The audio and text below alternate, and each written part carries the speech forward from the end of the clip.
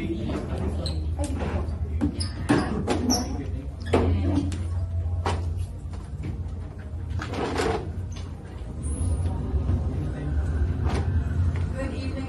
Welcome to our post-game press conference. We have here Ellie Soy, Coach Taka Miloan, Ivy Laksina of the Akari Chargers, who won in 4 sets against the next leg Women's.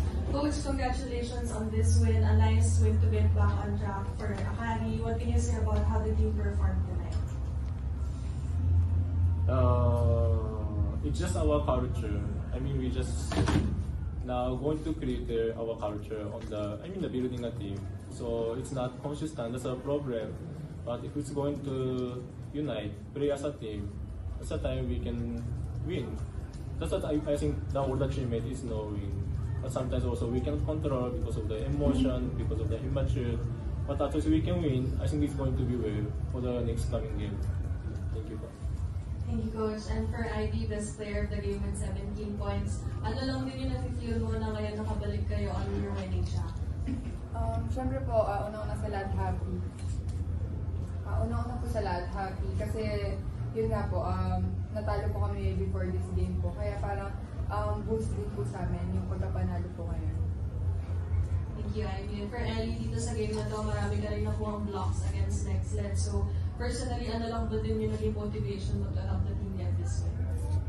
Ako naman, ginagampanan ko lang yung role na binibigay sa akin, Coach Taka. And syempre, titake ko yung opportunity na yun para din makatulong sa team. Thank you. The floor is open for questions. Coach, any updates about Michelle Bob? I think she just went to the hospital. She feels something. That's why we're not sure about serious injury or not. But so far, it's just she went to hospital and now checking up. In that sure. Sa players, paano nyo lang kinip yung focus nyo sa laro? Kahit nga may ganun nangyari.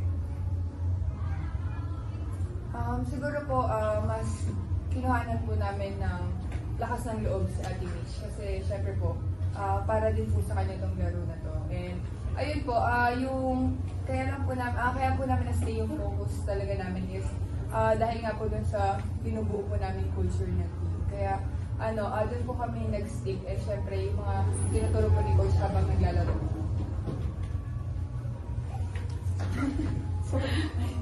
Sa akin na, syempre gusto din ni Mitch na maglaro kami as one and ipanalo yung game na yun para din sa kumpiyansa ng team.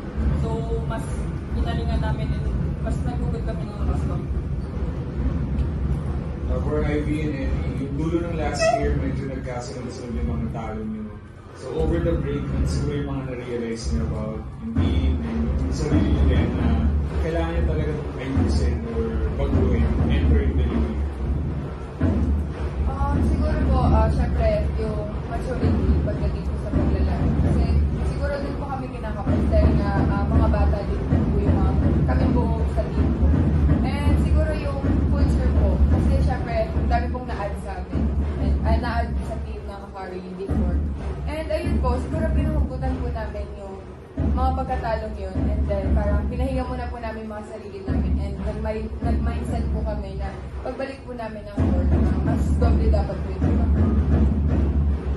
And addition lang din sa sinabi niya, Ivy, sa side ko naman, ang ginawa ko for this coming year is syempre parang kailangan ko maging vocal kasi yun din yung sinasabi ni Coach Taka na parang kailangan may mag-step up na mas matanda para mag-guide, hindi yung lagi kami nag-aantay. And for Coach, what have you noticed as maybe the main weakness or struggle for the team, especially during the start of the conference? This conference? Yes.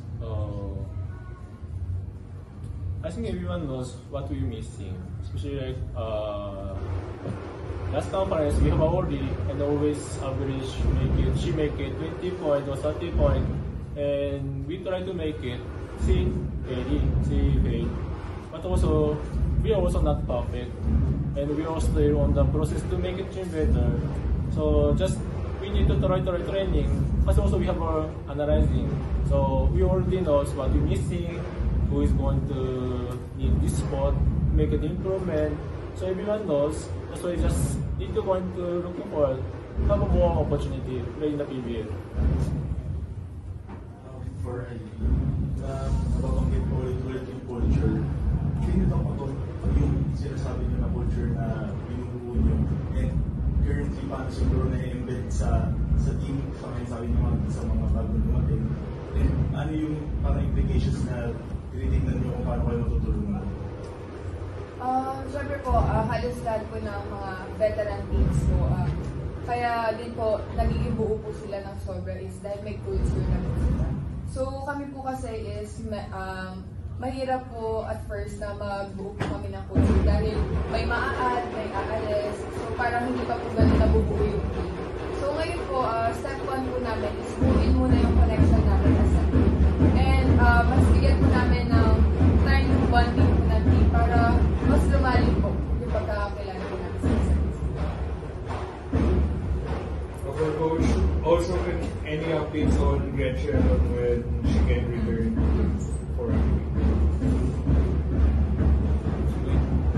I think after the PLDT game, she tried to play against PLDT, but she still have a pain on the knee. And after PLDT game, in these 3 days, she made it for checking up, and we don't have any result. So we're not sure, but hopefully she can come back soon. Doon sa sinabi mo pag-build ng alternity, knowing lang din na medyo maraming mata sa team, especially whether it's good or bad. Siguro paano nyo lang pinimintain na sige, focus lang tayo sa pag-build sa sarili nyong character together? Siguro po, una hinahanap po namin kung ano po yung mga similarities po namin. Para doon po kami magsimula. And like parang pag po kasi nagkakasama kami, parang minsan hindi po kami masyadong nagkaka-eye contact. Kasi siguro hindi pa po namin alam kung ano ba yung gusto ng bawat isa. So doon po kami nagsa-start. Simulan po namin sa mga similarities and then next po namin is yung mga differences namin para mas mapadali po yung trabaho po namin. For Coach, there's a bit of a break before your next game, which is against Capital One. So, how will this win help you guys heading into that game? She's in this year. We already have a tune up with UAP team, Adamson, CNU, and also we have a UU. So we just need to keep building that team. And also other side, we've been practicing after the Christmas, before the New Year.